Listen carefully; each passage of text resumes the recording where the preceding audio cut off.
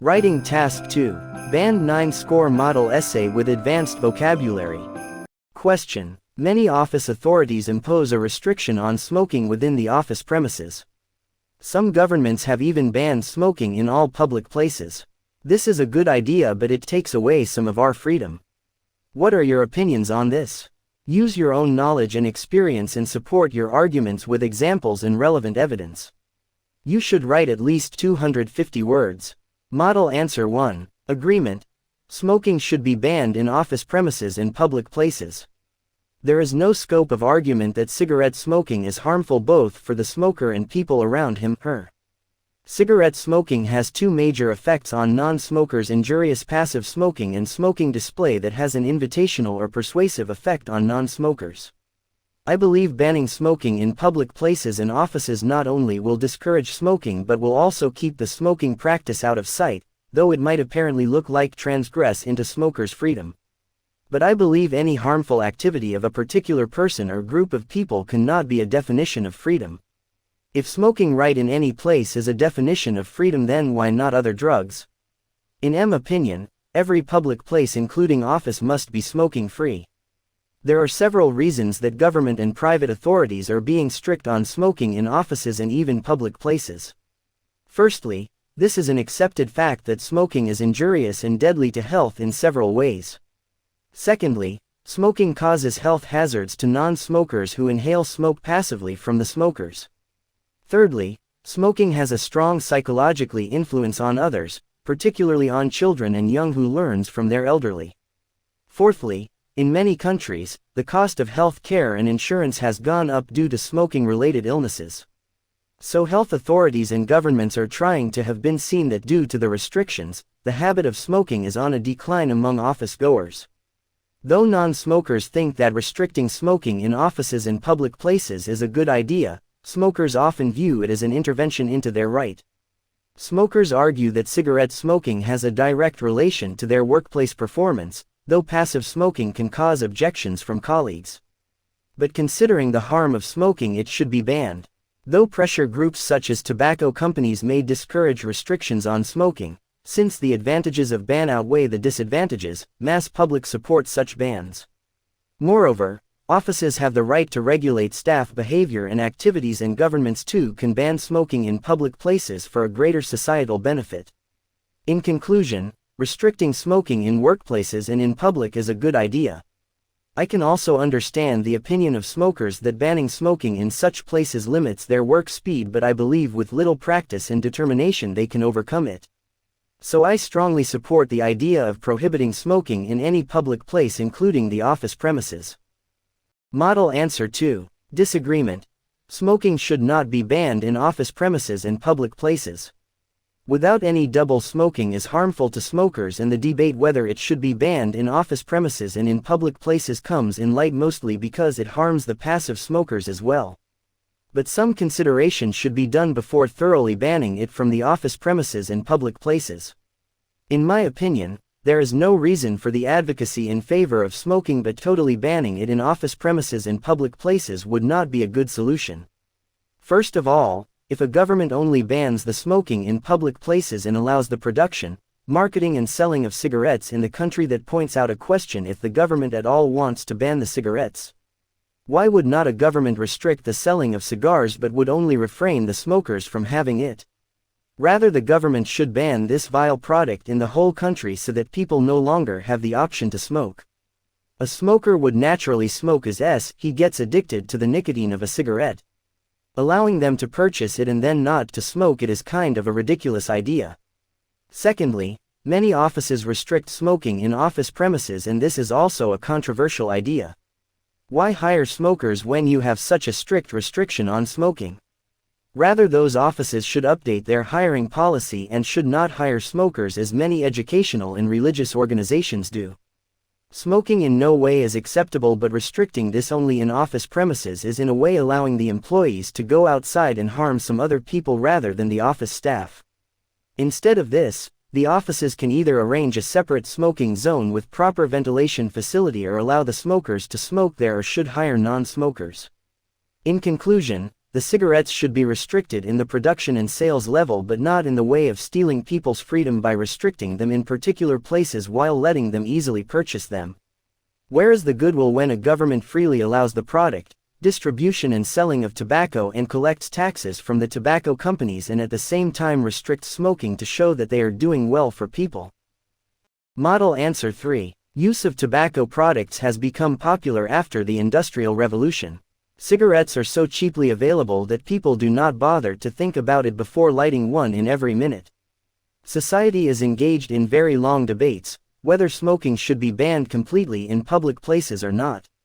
Some argue that it would encroach on one's freedom, while others support this idea.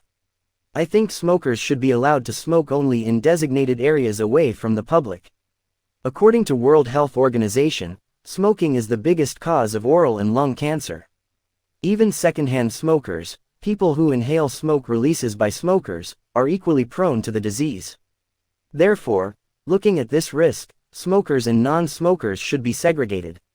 In countries like the United States of America, designated smoking areas are built and smoking in public places is banned and fines are imposed if anyone is found using cigarettes in public places.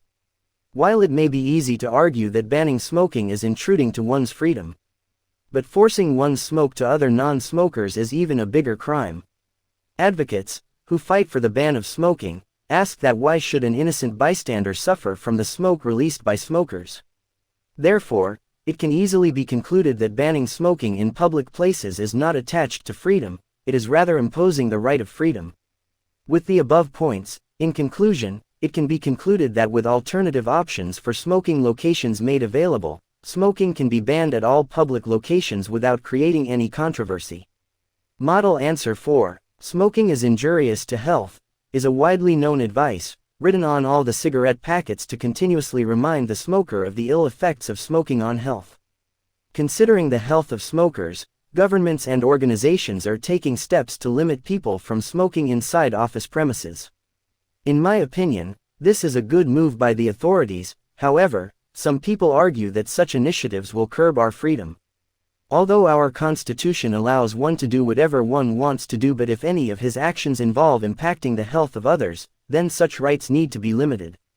Medical science has proved that smoking not only impacts the well-being of the person who is actively involved in smoking but also of the person passively inhaling the smoke. Despite the impact of smoking on the health of other people, some people think that prohibiting one from smoking in the place of his choice, governments and organizations are curbing the freedom of the people. This may sound true if thought in terms of the right to freedom, but if one morally considers the bad effect of smoking on the other people who do not even touch cigarettes, this no longer feels apt to exercise such rights. One must exercise his rights as long as it does not impact others. To summarize, smoking not only affects the health of active smokers but also degrades the immunity of passive smokers. Therefore, one must not smoke in places with the public. We must exercise our right only for the benefit of us as a whole.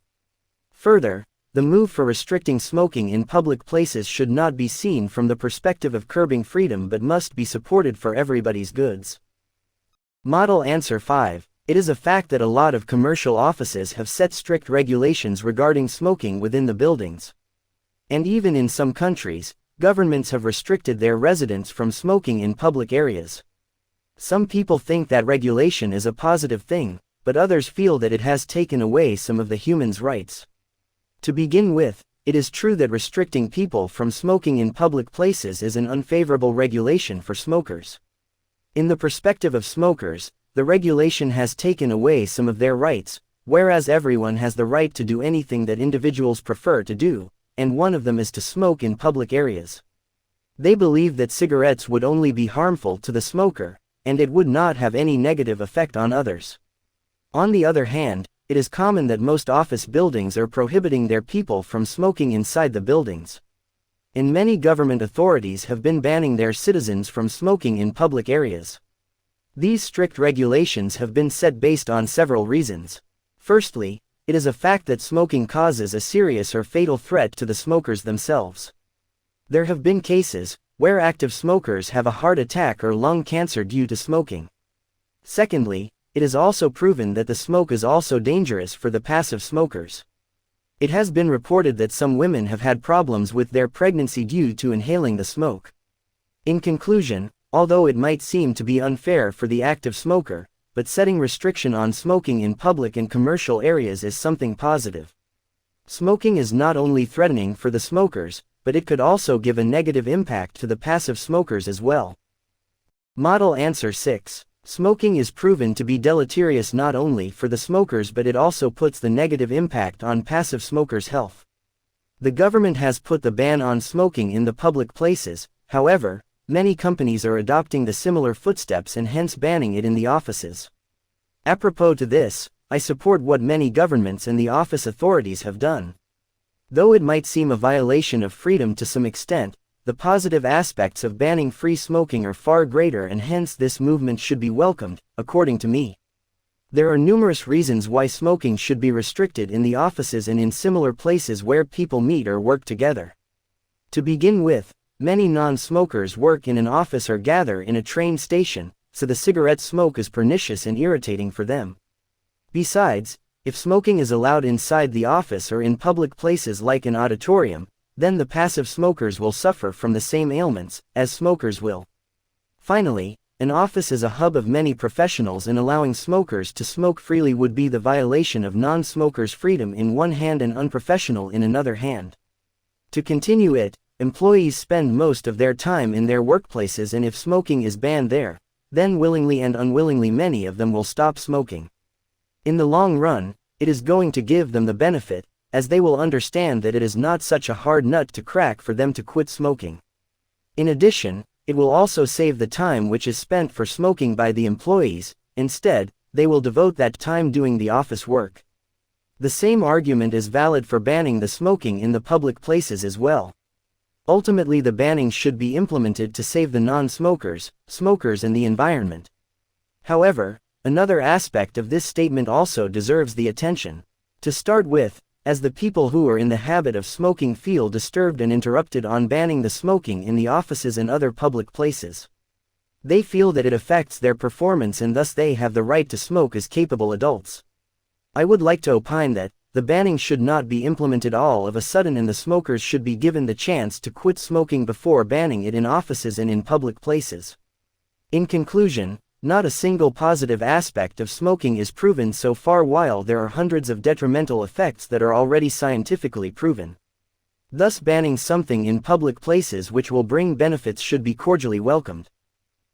If you like the video, please do like, share and subscribe to my YouTube channel.